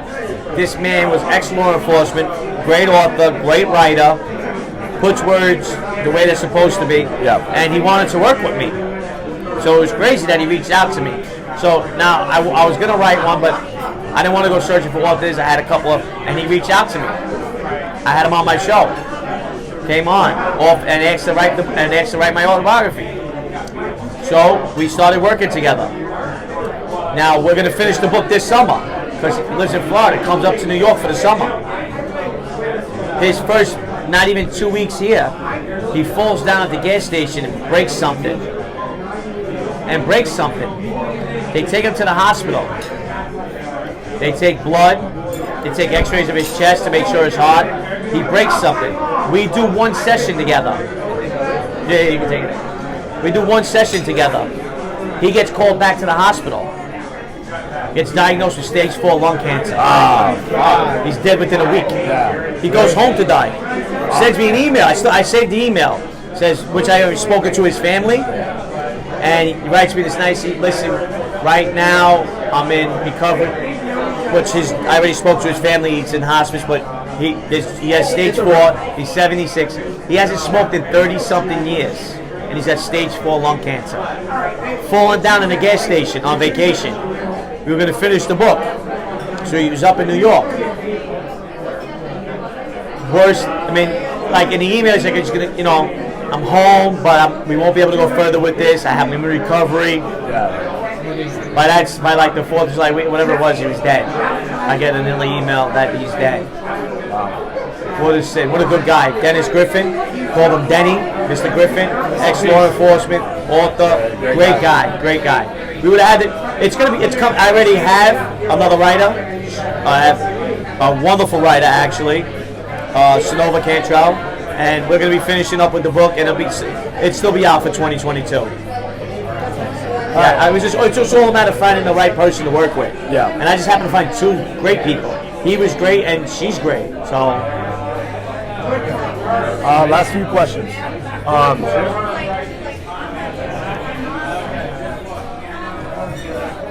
So you didn't rap, but you cooperated. So in your mind, you're like, oh. Well, I mean, first of all, I'm not a May guy. I never consider myself a gangster. You never hear me say it on any shows. Yeah. So, I wouldn't consider cooperating. I jumped off a global plate. You show me a piece of paper that says something else on it, and then we'll debate it. There's no papers. There's no other papers. We pulled my paperwork. Yeah, you didn't have 302s or any shit like that. We pulled my paperwork when we first did the book. Went, paid the money, federal court. Yeah. My cop out, my whatever. We got everything. So it's not even the point. I consider myself no good. Yeah. I went in and I jumped off a global plea. I told on myself. What I did didn't get anybody else another day in jail. Yeah. But I still consider myself no good. With considering no good, are there any neighborhoods or streets that you don't go by these days? No. I mean, there's no neighborhoods or streets that I really want to go by, but when I do, I go. Yeah. I mean, my old neighborhood isn't the same anymore, so there's no reason for me to go. I go once a week. I go back to. Still got a pizzeria in my old neighborhood that I love the pizza. Yeah. And a bakery. I remember you were saying. Yeah. You still go back. Well, the bakery, I still go to 18th Avenue. Yeah. That's not my neighborhood. But you still see guys over there on a Sunday. Really? Now, are there any streets or neighborhoods that still mob involved? The Bronx. The Bronx, Arthur Avenue. I know. 18th Avenue. Yeah. How involved? No, There's still cafes. There's still any cafe, any Italian restaurant still hooked up. Arthur Avenue is still hooked up. Like that one guy's place I told you to go to. That was a Genovese guy's place. My dad still knows that's in prison. Yeah, the Bronx is still hooked up. 18th Avenue is still hooked up. Did you ever? Now, there's still guys that own restaurants in Little Italy. They're just not social clubs or Yeah. things like that, but they own legitimate businesses that they're not looking to fuck up their businesses, you know? Did you ever deal with like Frankie Locke and any of those people? No. From the crew up there? No. None of those guys. Those are old school guys. See, I was going to talk about it on another show. There's some guys that really, like Mikey Scars, right? I think like Mikey Scars called a meeting when they were restructuring the Gambino family. He had all the. I wasn't allowed to go to that. I used to go to any meeting. If I drove, if I waited outside, if I was at a bar around the corner, there was a lot of things that I went to. Like he was like by the rules. If you weren't a May guy, one meeting, if you weren't a skipper or higher, you couldn't go. Like there's some guys that really shut.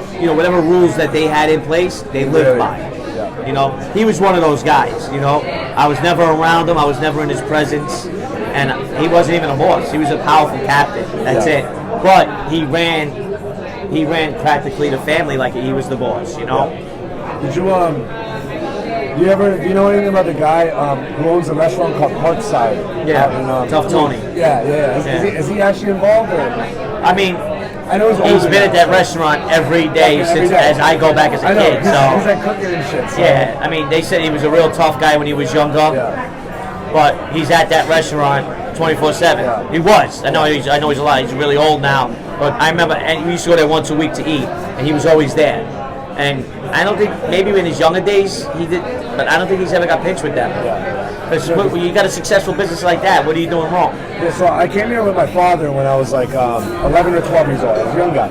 And my dad used to talk about how he used to run a couple social clubs for stuff. But then eventually as I got older, he told me it was for Frankie Locke with this guy, either Joey Bones or Bobby Bones. I forgot. That was what his nickname was. And we went to Parks. And my dad's like, look up a good Italian restaurant in Queens, like a little far out, because he owns a car shipping company. And where the big trucks drop the cars off, it's like, I forgot the name of the neighborhood in Queens, but a little far out by Parkside. And I'm like, oh, there's this Italian restaurant called Parkside.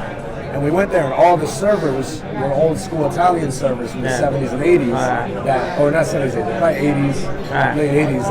And one of them were like, oh, they know him because his nickname was Tony Red back then. And it was kind of funny. Really? And then we looked it up online, and then it turns out it was the Genovese guy. Yeah. And it was like oh fuck, that's him. And like, my dad knew who he was. It was like a funny just coincidence. Yeah, from my understanding, he's always just in that restaurant. Many days a week, is it open? He's been there. I know he's really old now, right? He's really old. Yeah. Goes in his sweatpants. I see him used to be in his sweatpants, checking the desserts, making sure everything is good. Yeah, that's funny. I was gonna take him there. He loves the mob stuff. He just started watching Sopranos and shit. Oh yeah. Listen, don't feel good. I didn't watch Sopranos until I came home from Billy. Really, I didn't watch any of that. Really, a lot of that stuff. Hey, I got a question to ask. Where's the gabagool? Where's the gabagool? This guy. They probably should have places in Jersey that talk that act. They got a whole section in Jersey that act like that. He says I have a speech impediment when I say that. Maybe don't say that shit. Well, I mean, know what it was. Gabagool, but they say Capicola. Capicola's the direct way. No, so he didn't even know it was Capicola. He was actually called Gabagool. Oh. You took me up to the Bronx. I took him up there. Joe's Deli, take him to Joe's Deli. Joe's Deli, yeah, Yeah, Joe's Deli, that's where I go get Gabagool. Yeah. I like the prosciutto. I get the prosciutto. I like the hot super salad. Yeah, no, I go up there, get a prosciutto sandwich with fresh mozzarella. Nice. Joe's Deli. With the roasted peppers. Yeah. Yeah. That's hilarious. He goes, go. He'll let me wander in there and just start asking, where's the gabagool? Hey, so is when you go to these regular places like a deli, like go to Stop and Shop with one of these or shop right and ask them to be like, I don't know, what is that? Like the regular guy cut cold because they just learned. It's like we don't have to ask an old timer. No, go get the Capicola. Yeah.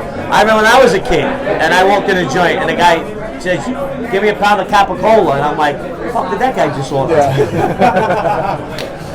And my phone said, it's the gabagool. I saw it's the gabagool. All right. Yeah. Gene Borrello, you still talk to him? I can't as of right now. I speak to his family, but yes, we're actually going to be doing a show in the fall together when he gets off and when he gets permission. We're going to he'll be part. Yeah, we're going to be doing a branding together. Actually, any reason? He's the only guy that I trust, that I consider a dear friend still. You know, a lot of people, you get stabbed in your back in this business. Yeah. And, you know, he's one of the only guys who's been keeping it real with me. Any reason why him and John split up, or was just because? No, just because of the situation with the fence. Yeah, there's no split up. I figured, because they always got along. I didn't think they had a falling out. No split up. That's just the fence. And you just can't see him right now. Were you with him when he was younger? Like, you guys knew each other well? Yeah, well, yeah, so like he comes from a big background Mafia family. Yeah. His uncle's Fat Andy, Luciano. His cousins were street guys. His cousin who was close in age with me got killed in a shootout when he was like 20. We were young. And I know back in '96. He's a crazy fuck, right? He's a real deal guy. Yeah. In the streets, he was definitely a real deal guy. I forgot what, I listened to one show. It's one of the smaller ones with not a lot of views. And one of the guys was talking about how he, some main guy or whatever, he went to his house and was going to rob him and shit. Like, went a little, like, over the top. They said the guy was Ali Shades. Yeah. And they didn't tell him. He didn't care who the guy was. He would have shot the guy. Yeah. He was when he was in the streets. He was running wild. Yeah. We were in, and people they can say what they want. When we were in MCC for our federal case, there was one person's name that kept coming up like at every meeting, every week. They were bringing messages back that how Gene was running through the neighborhood, going crazy, shooting people. Yeah. So he's a wild boy. Yeah. Like he wasn't somebody to play with. Yeah, absolutely. I can only talk about the things I would know, and I know him to be a wild kid. Anyone you want to call out? These guys are all lames out there. I just say the call out. Let's start some drama. The drama's already started. The drama's the line's been drawn in the sand. It's everybody versus Hootie. That's it. It's on. I was gonna ask. So you said when you were a kid, you were getting in fights all the time. Yeah, right? all the time. How did this shit end? Did you guys just kind of call it quits after a while, or If it was neighborhood kids, yeah. Did you beat someone But if to a it pulp? wasn't, no, never that. It's usually when you get the best of somebody, that's the end of the fight. Once it's clear, it's kind of like, all right, you learn your lesson, you walk. Yeah. Sometimes you Another shake round of hands Super Bowl. afterwards. Sometimes it takes a week. Really? Yeah, You all yeah. actually shake hands. Yeah, sometimes. Or in a week, you're hanging out together in the same circle. But if you ran from that fight, you got abused by everybody in the neighborhood. You couldn't come out of your house.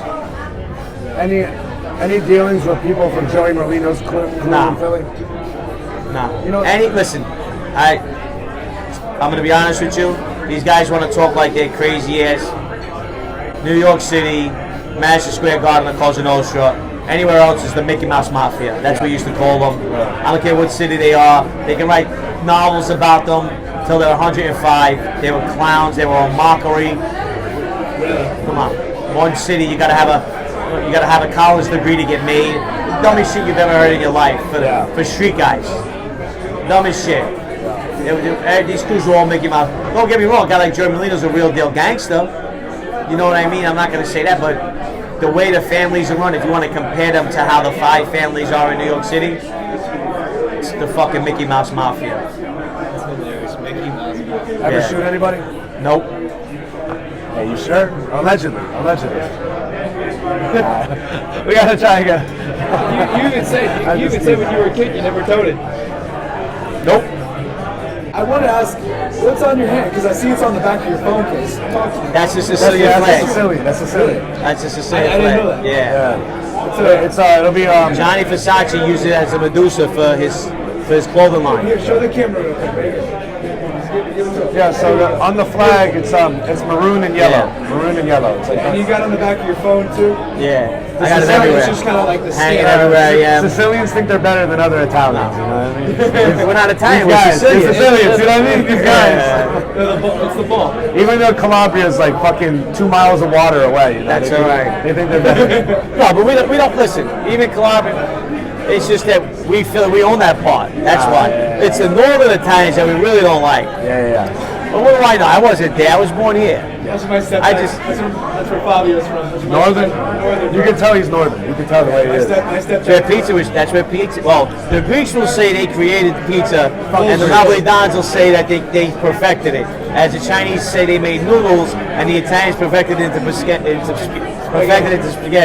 But Naples is where pizza comes from.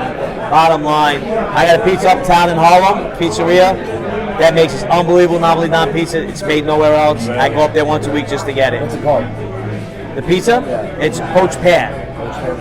You would think that it's weird because nobody's supposed to eat pineapple pizza, but it's nothing like pineapple. It's nothing like pineapple pizza.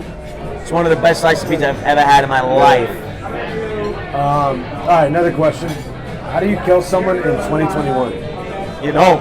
That's what I'm saying. I feel like with cameras. That's what he explains to me. Because I always, you see the. Well, you see what they do in Chicago. They kill the guy and they walk into the police and they turn themselves in. Yeah. For real? Yeah. Most of the time, the guy's like just walks right in or gives himself up or goes home and knows it's the technology. If you want to listen to me, the only thing that I would say that I'd be ready to go spend the rest of my life in jail if we got more shit happening. another round. It's usually only once we do it. Yeah, but now you do it twice. One at the beginning, one at the end. So The only way in this day and age, it's the day and age that you kill somebody is if they hurt your family. Yeah. And then you just do it and walk yourself right in and take your 20. Yeah. But other than that, it's the stupidest thing in the world to ever try to even think about it. No, now it's life. Yeah. But you can't. I mean, you guys are getting arrested for doing murders from the 70s because of technology. What'd you get? Tiramisu. That looks beautiful. Watch it.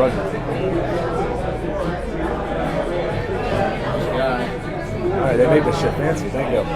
You want to set this back up? It's pointing at him. I've seen a lot of tiramisus in my life, not like that. Yeah, that's different. That's next level, ain't it? Also, if you don't want the second one, you don't have to take that. No, it's all right. What is this? It's the outside? Do we eat the outside too? I just want to taste it. This is like the dessert I grew up on. It's tiramisu and some sambuca. This ain't normal tiramisu though. Oh, this is next level. It's not really coffee taste. Yeah, the guy that just made that graduated college. Yeah. And it doesn't taste like tiramisu. No, remember the one in Guy Harvard? just finished pastry school. Yeah. Actually, it barely tastes like That guy gets $100,000 a year just for making that. Yeah. That's not even tiramisu. I don't know. You can taste it. What's the It's most? inside. What's the most profitable kind of mob crime today? I do know that so Joey Merlino does a lot of insurance fraud type stuff. That's what I've heard. Yeah. But what do you think is what's the go-to crime today? Well, to be honest with you, it had to be bookmaking during COVID, right? Any sport, because one, As soon as they came back, too. well, it's not even that. You can bet soccer, slot machines, blackjack, roulette. Once you're overseas, you can bet if you go online, your account, you can bet whatever you want. Yeah. So I got to say, everybody was home making money. So they could probably give it, bookmaking's got to be.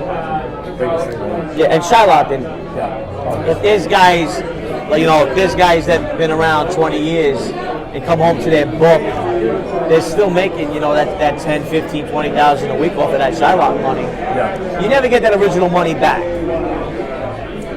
What's the best sport as a bookmaker? It don't matter. Whatever you want. No, which side? No, there is. No, Which side? As a A bookmaker or a player? As a bookmaker. Football and basketball. Not College UFC basketball? fights? No. Not UFC fights? No. College football is probably the biggest money maker for bookmakers. For the player, like us, baseball, you bet pitches. That's how we used to play. You lay a run and a half with cold pitches. You get the Yankees at even instead of -2-1. Put everything on the house. Just bet Cole the whole season every time Cole pitches. Really? That's why some bookmakers close up. Yeah, baseball's for the player.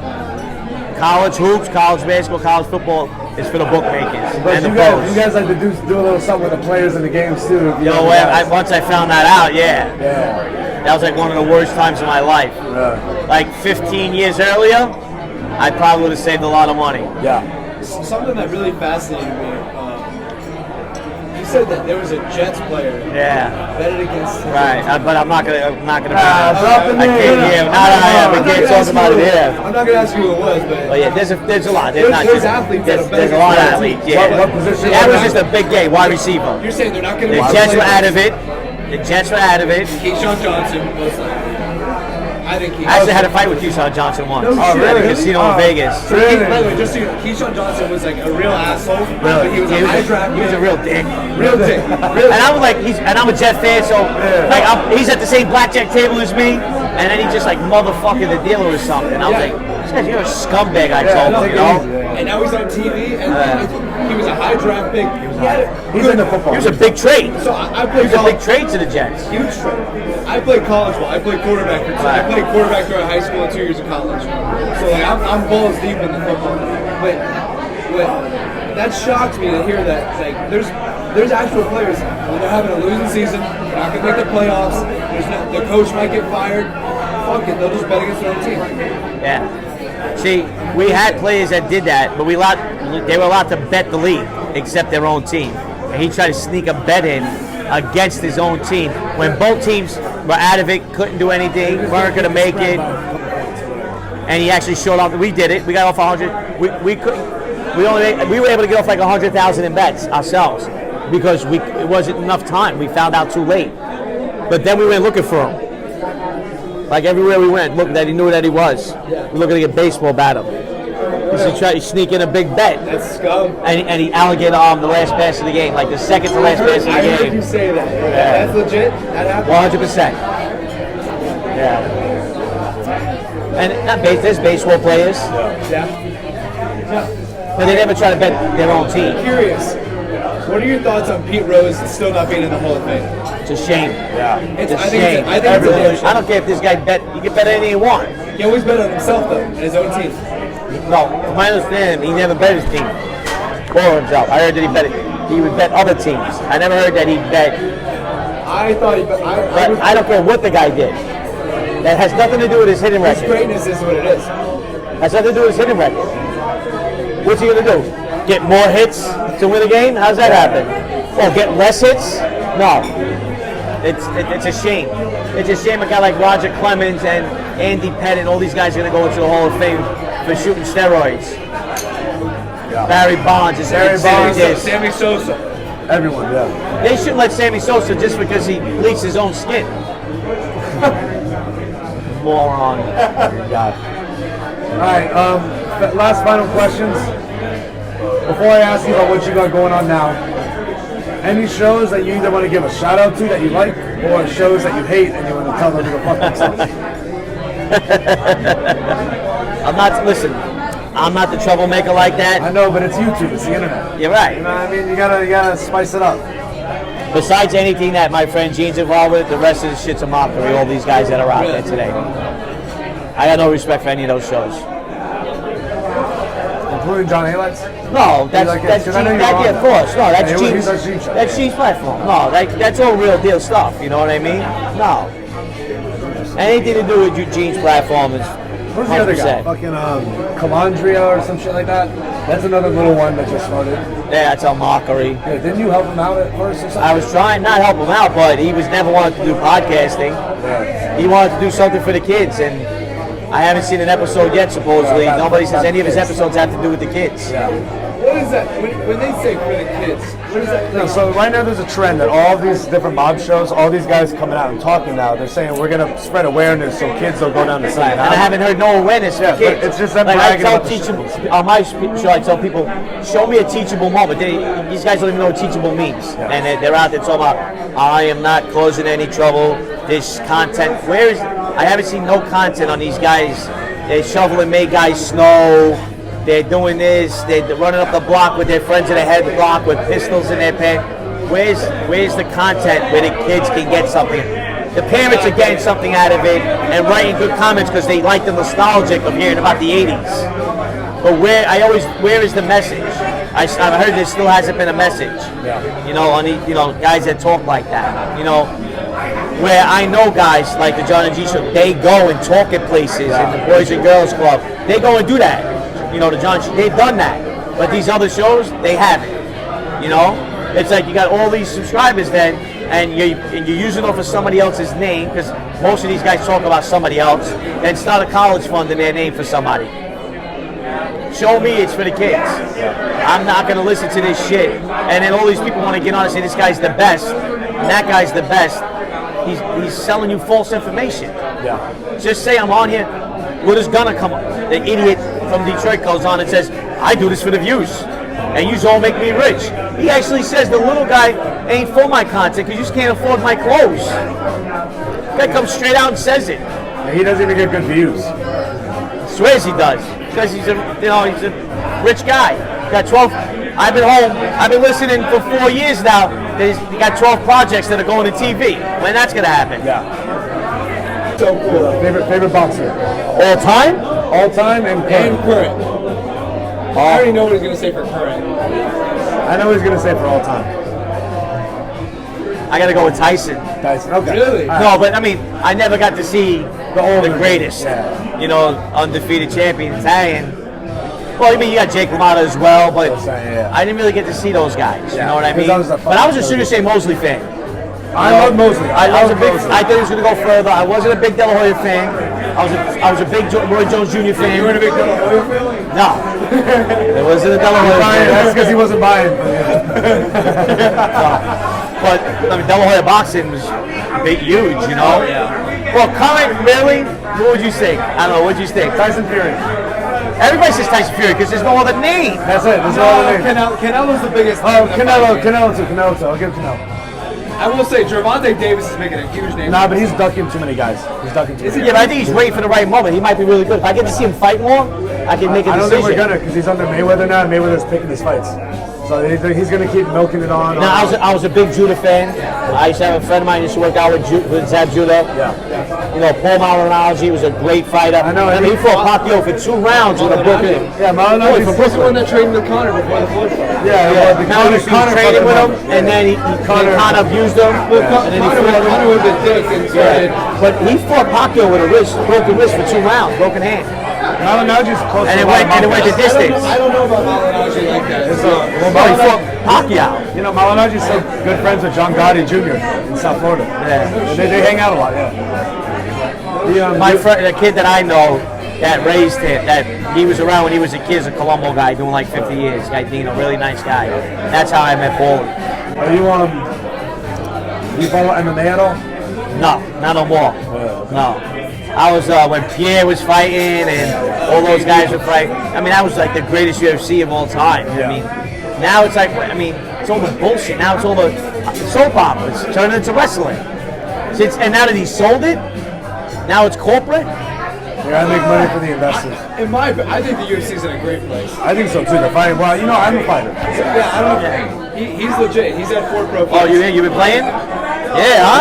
Yeah, I posted my story so you fucking noticed my last fight. Yeah, I see, but you posted like a joke. You had to make it more serious. You're like, this guy's gonna get me. Oh, that guy's gonna. Oh no, I didn't understand what you were saying there. He's the real, like. No, I see you. I said you had a gym in Brooklyn or somewhere, Right, right? that was a gym, but I have another one, which is my last fight. Oh, yeah? It was actually so Conor McGregor's coach, Owen Roddy, he has his own MMA promotion. I was the main event for his last event. It was in February, right before the I didn't know that. and everything, yeah. I don't look tough though. I don't No, touch It's hilarious. See, that's what you never notice because you walk up to a guy that's 300 pounds in organized crime and knock you out with 1 punch. Yeah. So I never go by what looks. You never know what the guy's packing. It's so funny. We've been in New York 3 weeks. No, don't mention it.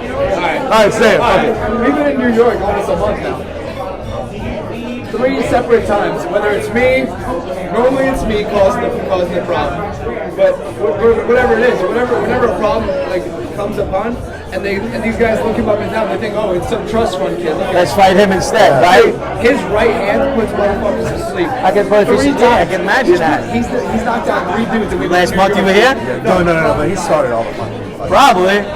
He's looked at. He looked at every waitress that walked by so far. That's what I'm saying. I keep thinking he's looking at the camera, and I'm looking at every woman that walked by. I'm like, I thought he was checking the editor. Yeah. He checked every girl out in this place. Can I tell you what he does? I see what he does. So we go out to a bar, and this is what he does every bar. You got a group of guys and girls, right? The girl is single, not dating any of the guys. And you know, if you want to go talk to her, you be cool about it. You make friends with the group, and you talk to the girl, whatever, you do whatever. He just makes a giant fucking scene. Beeline. Dancing. Beeline right for the girl. Dancing I with can her. dance. No, dancing the girl, picking her up and shit. Pisses the guys off. And then, like, I see that these 2 guys are, like, playing, like, do something at the bar or some shit.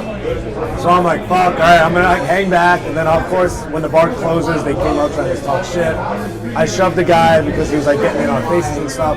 Then they find us after the fucking club. And then I got to fucking knock him the fucking out. But here's what's funny. So this guy, he's talking shit, and the big guy of the group's like, we're not trying to fight. But then the one guy who had a problem, he's taking his watch off and putting it on the windowsill. And I'm like, what do you mean? Your guy's coming. He's literally walking at me right now. And I'm like, I'm going to knock your friend out. Like, tell him to back the fuck off. And like, everyone's drunk, so I'm not doing shit. I'm fucked up too, but you know, like, I'm kind of still together. And then the dude walks up. I hit him. He does the fucking chicken dance. It's so He rattles the cage. That's what it is. He rattles them. because when you get hit by a pro fighter, like Yeah, I know. it's amazing. I've seen it. But then all of a sudden, he doesn't want to fight anymore. And then he starts talking shit to him, and he comes running out drunk as shit because he sees it through the window because he's still inside with the girl. He runs outside to come help. The fight's over. Like, we're like, all right, guys, everyone just go I home. ditched the girl to go help him, but He runs out, and he's like, fuck you, motherfuckers. Me and my boy will fuck you guys up. And I'm like, Trystan, It's over. it's over. Like, dude, he's not They're fighting. taking that guy home with a concussion. Yeah, like, they're he's good. taking that guy away with a concussion. And he's out there fucking, it's funny. But we had that 3 times, and we had a...